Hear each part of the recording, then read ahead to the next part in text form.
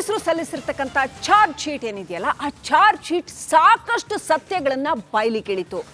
ಬಹಳ ಶಾಕಿಂಗ್ ವಿಚಾರಗಳನ್ನ ಅದು ಜನರ ಮುಂದೆ ಇಡೋದಕ್ಕೆ ಸಾಧ್ಯ ಆಯಿತು. ಈಗ ಅಂಥದ್ದೇ ಮತ್ತೊಂದು ಶಾಕಿಂಗ್ ವಿಚಾರ ಬಯಲಿಗೆ ಬಂದಿದೆ ಚಾರ್ಜ್ ಶೀಟ್ ಮುಖಾಂತರ.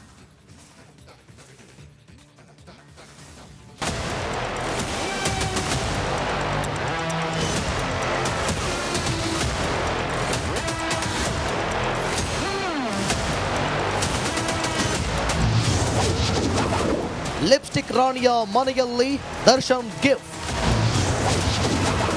ನೆನಪಿನ ಕಾಣಿಕೆಗಳ ತಾಣವಾಗಿತ್ತು ಪವಿತ್ರ ಗೌಡ ಮನೆ. ರೇಣುಕಾಸ್ವಾಮಿ ಕೊಲೆ ಮಾಡಿ ಜೈಲು ಸೇರಿರೋ ದರ್ಶನ್ಗೆ ಚಾರ್ಜ್ ಶೀಟ್ ಶಾಕ್ ಕೊಟ್ಟಿದೆ. ಪೊಲೀಸರು ಇಂಚಿಂಚು ಡೀಟೇಲ್ಸ್ನ ಬರೋಬ್ಬರಿ 3991 ಪುಟಗಳ ಚಾರ್ಜ್ ಶೀಟ್ನಲ್ಲಿ ದಾಖಲು ಮಾಡಿದ್ದಾರೆ. ಇದರಲ್ಲಿ ಪೊರ್ಕಿ ಹಾಗೂ ಲಿಪ್ಸ್ಟಿಕ್ ರಾಣಿ ಪವಿತ್ರ ನಡುವಿನ ಪ್ರತಿ ಒಂದು ಅಂಶವನ್ನು ನಮೂದು ಮಾಡಿದ್ದಾರೆ ಪೊಲೀಸರು. ಲಿವಿಂಗ್ ರಿಲೇಶನ್ಶಿಪ್ನಲ್ಲಿ ಇದ್ವಿ ಎಂದು ದರ್ಶನ್ ಹಾಗೂ ಪವಿತ್ರ ಗೌಡ ಖುದ್ದಾಗಿ ಹೇಳಿರುವ ಹೇಳಿಕೆಯನ್ನ ಚಾರ್ಜ್ ಶೀಟ್ನಲ್ಲಿ ತಿಳಿಸಲಾಗಿದೆ. ಈಗ ಇದೇ ಚಾರ್ಜ್ ಶೀಟ್ನಲ್ಲಿ ಸ್ವಾರಸ್ಯಕರ ಅಂಶ ಬಯಲಾಗಿದೆ.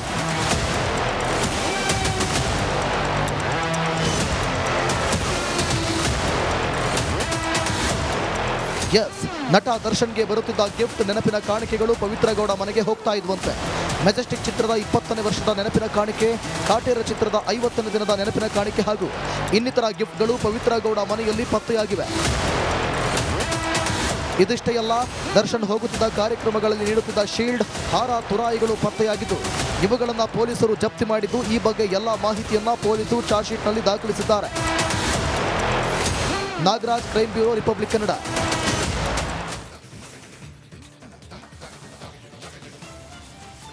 ಮಾಧ್ಯಮಗಳು ದರ್ಶನ್ ವಿರುದ್ಧ ಜಿದ್ದಿಗೆ ಬಿದ್ದಿದ್ದಾರೆ.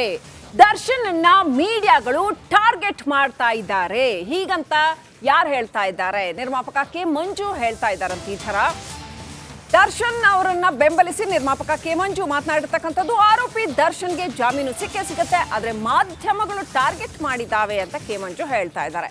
ಕನ್ನಡ ಚಿತ್ರರಂಗಕ್ಕೆ ದರ್ಶನ್ ಆಸ್ತಿ ಅಂತ ಹೇಳ್ತೀನಿ ಅಂತ ಹೇಳಿದ್ದಾರೆ. ಪುನೀತ್ ಅವ್ರನ್ನ ಕಳ್ಕೊಂಡ್ಬಿಟ್ಟಿದ್ದೀವಿ ಅಂತ ರಿಪಬ್ಲಿಕ್ ಕನ್ನಡಕ್ಕೆ ಕೆ ಮಂಜು ಪ್ರತಿಕ್ರಿಯೆ ಕೊಟ್ಟಿದ್ದಾರೆ. ಸೀಟ್ ಆ್ಯಕ್ಚುಲಿ ಕಾನೂನು ಪ್ರಕಾರ ಅದಕ್ಕೆ ಸರ್ 90 ದಿನ ಒಳಗಾಗಬೇಕು. ಅದನ್ನು ನಮ್ಮ ಅಧಿಕಾರಿಗಳು ಮಾಡಿದ್ದಾರೆ. 90 ದಿನ ಮೇಲೆ ಅವ್ರು ಬೇಲ್ ಅಪ್ಲೈ ಮಾಡಬೇಕು, ಮಾಡ್ತಾರೆ. ಅವ್ರ ಮನೆಯವ್ರಿಗೆ ಗೊತ್ತಿದೆ ಏನು ಯಾವ ರೀತಿ ಹುಡುಕೋದ್ರೆ. ಯಾಕೆಂದರೆ ಈ ಥರ ಕೇಸ್ಗಳು ಎಷ್ಟಾಗಿದೆ. ಈ ದರ್ಶನ್ ಒಂದೇನ ಫಸ್ಟ್ ಟೈಮ್ ಕೇಸ್ ಅದು ಇಲ್ಲ. ಈ ಥರ ಇನ್ನೂ ಇದಕ್ಕಿಂತ ತುಂಬ ಇನ್ನೂ ಬೇರೆ ಥರ ಇದೆ. ಅದು ದರ್ಶನ್ ಯಾಕೆ ಟಾರ್ಗೆಟ್ ತುಂಬ ಹೈಲೈಟ್ ಆಗಿರುತ್ತೆ. ಒಬ್ಬ ನಟ, ಒಬ್ಬ ಸೆಲೆಬ್ರಿಟಿ ಅಂತ. ಅವನು ಮನುಷ್ಯನೇ, ಅವನು ಮಾಡಿದ್ದನ್ನು ಬಿಟ್ಟು ನಾವು ಯಾರಿಲ್ಲ. ನ್ಯಾಯಾಲಯಕ್ಕೆ ಮಾತ್ರ ಗೊತ್ತಾಗುತ್ತದೆ. ಅದನ್ನು ನಾವು ಕೆಲವು ಮಾಧ್ಯಮದವರಾಗ್ಬೋದು, ಕೆಲವು ಬೇರೆಯವರು, ಕೆಲವು ರಾಜಕೀಯದವರಾಗ್ಬೋದು, ಕೆಲವು ಅಧಿಕಾರಿಗಳು ಅವನ್ನ ಟಾರ್ಗೆಟ್ ಆಗಿದೆ ಅಂತ ನನಗೆ ತುಂಬ ಜನ ಹೇಳ್ತಾರೆ. ನಾನು ನೋಡಿಲ್ಲ, ಕೇಳಿದ್ದೀನಿ ಅಷ್ಟೇ. ಒಬ್ಬ ಕಲಾವಿದ ಅವನು ತಪ್ಪು ಮಾಡಿದ್ದನ್ನು ಬಿಟ್ಟು ನಮ್ಗೆ ಯಾರು ಗೊತ್ತಿಲ್ಲ. ಅಂದರೆ ಒಳ್ಳೆ ಕಲಾವಿದ, ಅವ್ನಿಗೆ ಒಳ್ಳೇದಾಗಲಿ ಅಂತ ಹೇಳೋಕ್ಕೆ ಇಷ್ಟಪಡ್ತೀನಿ. ನಿಜವಾಗ್ಲೂ ಈ ದಸರಾಗೆ ಬಂದು ಚಾಮುಂಡೇಶ್ವರಿಯನ್ನು ಕರೆಸ್ಕೊಳ್ಳಿ, ಬೇಲಾಗಲಿ. ಅದೇ ರೀತಿ ನಮ್ಮ ವೀರೇಂದ್ರ ಸ್ವಾಮಿ ಅವನು ಅವ್ರ ಶ್ರೀಮತಿಗೆ ನಮ್ಮ ಸರ್ಕಾರದಲ್ಲಿ ಯಾವುದಾದ್ರು ಒಂದು ಕೆಲಸ ಕೊಡಲಿ. ಸರ್ಕಾರದ ಒಂದು ಕೆಲಸ ಎಷ್ಟೋ ಜನ ಕೊಟ್ಟಿದ್ದೀರಾ. ನಮ್ಮ ರಾಜ್ಯ ಸರ್ಕಾರಕ್ಕೆ ದಯವಿಟ್ಟು ಮನವಿ ಮಾಡ್ತೀನಿ, ಯಾವುದಾದ್ರು ಒಂದು ಪೋಸ್ಟ್ ಕೊಡಿ ಆ ಹೆಣ್ಣು ಮಗುಗೆ, ಒಳ್ಳೇದಾಗಲಿ. ಅವ್ರ ತಂದೆ ತಾಯಿಗೆ ನೋಡ್ಕೊಳ್ಳೋಂಥ ಪಾಪ ಆ ಹೆಣ್ಮಗು ಆಗಲಿ. ದರ್ಶನ್ ಬಂದಮೇಲೆ ಏನೋ ಮಾಡ್ತಾರೆ. ಇವತ್ತು ಆಲ್ರೆಡಿ ನಾವು ಚಿತ್ರರಂಗದಲ್ಲಿ ನಮ್ಮ ಪುನೀತ್ ರಾಜ್ಕುಮಾರ್ ಕಳ್ಕೊಂಡು ಚಿತ್ರರಂಗ ತುಂಬ ಸೊರಗ್ತಾ ಇದ್ದೀವಿ. ನಾವು ತುಂಬ ಒಳ್ಳೊಳ್ಳೆ ಕಲಾವಿದರು ಕಳ್ಕೊಂಡ್ಬಿಟ್ಟಿದ್ದೀವಿ. ದರ್ಶನ್ನು ಕಳ್ಕೊಂಡ್ರೆ ತುಂಬ ಕಷ್ಟ ಆಗ್ಬಿಡುತ್ತೆ. ಅದರಿಂದ ಅವ್ರು ಬೇಗ ಬರಲಿ. ಅಭಿಮಾನಿಗಳು ದಯವಿಟ್ಟು ಅಷ್ಟೇ, ನೀವು ಆತುರವಾಗಿ ಮಾತಾಡೋದು, ಏನನ್ನು ಹುಚ್ಚುಟ್ಟಂತ ಮಾತಾಡಬೇಡಿ. ಎಲ್ಲರೂ ಯಾವತ್ತಾರು ಇವತ್ತು ಕಿತ್ತಾರೆ, ನಾಳೆ ಒಂದಾಗ್ತಾರೆ. ಅದರಿಂದ ಭೇದ ಭಾವ ಬಿಟ್ಟು ಅವ್ರು ಒಳ್ಳೇದಾಗಲಿ ಅಂತ ಪೂಜೆ ಮಾಡಿ, ಅದನ್ನು ಬಿಟ್ಬಿಟ್ಟು ನಾವು ಏನೋ ಮಾಡಿದ್ರೆ ನ್ಯಾಯಾಲಯಕ್ಕೆ ಎಲ್ಲರೂ ಸುಮ್ಮನೆ ಒಂದು ಬರ್ತದೆ. ನಮ್ಮ ನ್ಯಾಯಮೂರ್ತಿಗಳೆಲ್ಲ ಗೊತ್ತಿರ್ತದೆ, ಕೋರ್ಟ್ ಗೊತ್ತಿರ್ತದೆ.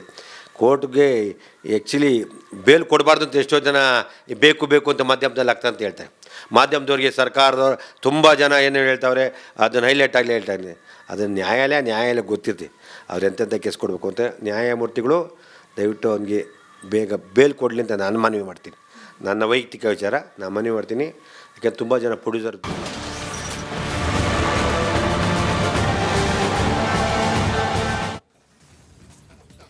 ರೇಣುಕಾಸ್ವಾಮಿ ಚಿತ್ರದುರ್ಗದಿಂದ ಕಿಡ್ನ್ಯಾಪ್ ಆಗಿ ಬರುವಾಗ ಆತ ಹಾಕ್ಕೊಂಡಿದ್ದ ಬಟ್ಟೆನೇ ಬೇರೆ.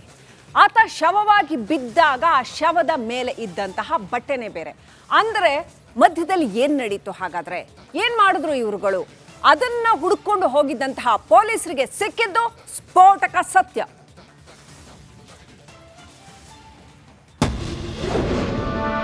ಆರೋಪಿಗಳ ಟಿ ಶರ್ಟ್ ರಹಸ್ಯ ಬಯಲು. ಹಚ್ಚೆ ಮುಚ್ಚಿಡಲು ಡಿ ಗ್ಯಾಂಗ್ ಹೈಡ್ರಾಮಾ. ಚಿತ್ರದುರ್ಗದಿಂದ ರೇಣುಕಾಸ್ವಾಮಿಯನ್ನ ಕಿಡ್ನಾಪ್ ಮಾಡಿ ಕರ್ಕೊಂಡು ಬರುವಾಗ ಧರಿಸಿದ್ದ ಬಟ್ಟೆಯೇ ಬೇರೆದು. ಪಟ್ಟಣಗೆರೆ ಶೆಡ್ನಲ್ಲಿ ಕೊಲೆಯಾದ ವೇಳೆ ಮೃತನು ಧರಿಸಿದ್ದ ಬಟ್ಟೆಯೇ ಬೇರೆದಾಗಿದೆ.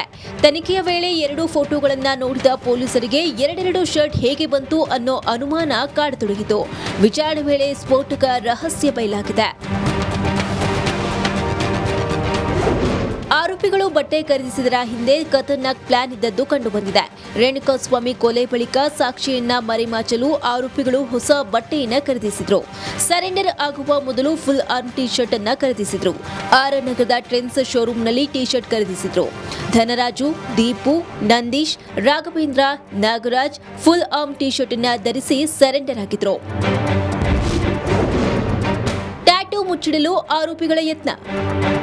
ಕೊಲೆಯಾದ ಬಳಿಕ ಆರೋಪಿಗಳು ಇಷ್ಟಪಟ್ಟು ಬರೆಸಿಕೊಂಡಿದ್ದ ಬಾಸ್ ಹೆಸರನ್ನೇ ಮುಚ್ಚಿಟ್ಟಿದ್ರು. ನೆಟ್ವರ್ಕ್ ಡಂಪ್ ಮೂಲಕ ಆರೋಪಿಗಳ ಚಲನವಲನ ಬಯಲಾಗಿದ್ದು, ಟ್ರೆಂಡ್ಸ್ ಶೋರೂಮ್ಗೆ ಹೋಗಿದ್ದೇಕೆ ಎಂದು ಕಾಕಿ ಪ್ರಶ್ನಿಸಿದಾಗ ಅಸಲಿ ಸತ್ಯ ಬಯಲಾಗಿದೆ. ಕೈ ಮೇಲೆ ಹಾಕಿಸಿಕೊಂಡಿದ್ದ ದರ್ಶನ್ ಟ್ಯಾಟೂ ಮರೆಮಾಚಲು ಬಟ್ಟೆ ಖರೀದಿಸಿರುವ ಬಗ್ಗೆ ಗೊತ್ತಾಗಿದೆ. ಪೊಲೀಸರಿಗೆ ಸರೆಂಡರ್ ಆದ ಆರೋಪಿಗಳ ಮುಂಗೈ ಪರೀಕ್ಷಿಸಿದಾಗ ಕೈ ಮೇಲೆ ಡಿ ಬಾಸ್ ಅನ್ನೋ ಟ್ಯಾಟೂ ಪತ್ತೆಯಾಗಿದೆ. ಟ್ರೆಂಡ್ಸ್ ಶೋರೂಮ್ನಲ್ಲಿ ಮಹಜರ್ ಮಾಡಿಸಿರುವ ಕಾಕಿ ಟ್ರೆಂಡ್ಸ್ ಮ್ಯಾನೇಜರ್ ಅನ್ನ ಸಾಕ್ಷಿಯಾಗಲು ಪೊಲೀಸ್ ನೋಟಿಸ್ ಅನ್ನು ನೀಡಿದ್ದಾರೆ. ಇದರಿಂದ ಮತ್ತಷ್ಟು ಮಾಹಿತಿ ಲಭ್ಯವಾಗುವ ಸಾಧ್ಯತೆ ಇದೆ. ಮಾದೇಶ್, ರಿಪಬ್ಲಿಕ್ ಕನ್ನಡ, ಬೆಂಗಳೂರು.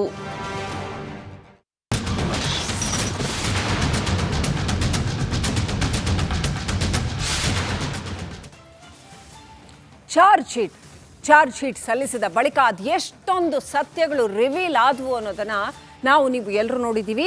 ಅದೆಷ್ಟು ಸ್ಫೋಟಕ ಸತ್ಯಗಳು ಬೆಳಕಿಗೆ ಬರ್ತಾ ಬಂದವು, ಆರೋಪಿಗಳು ಏನೆಲ್ಲ ಮಾಡಿದ್ರು ಅನ್ನೋಂಥದ್ದು.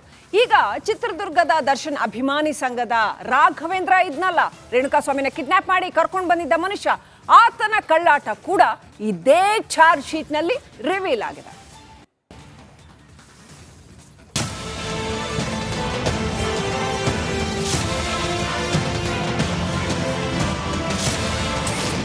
ಬಗೆದಷ್ಟು ಬಯಲಾಗುತ್ತಿದೆ ರೇಣುಕಾ ಕೊಲೆ ರಹಸ್ಯ. ಚಾರ್ಜ್ ಶೀಟ್ನಲ್ಲಿ 5 ಲಕ್ಷದ ಸೀಕ್ರೆಟ್ ರಿವೀಲ್.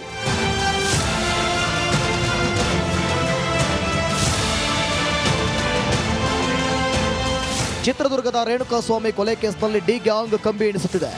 ಆದರೂ ಈ ಕೇಸ್ನಲ್ಲಿ ನಿತ್ಯ ಒಂದೊಂದು ರಹಸ್ಯ ಬಯಲಾಗುತ್ತಿದೆ. ಇದೀಗ A4 ಆರೋಪಿ ರಾಘವೇಂದ್ರ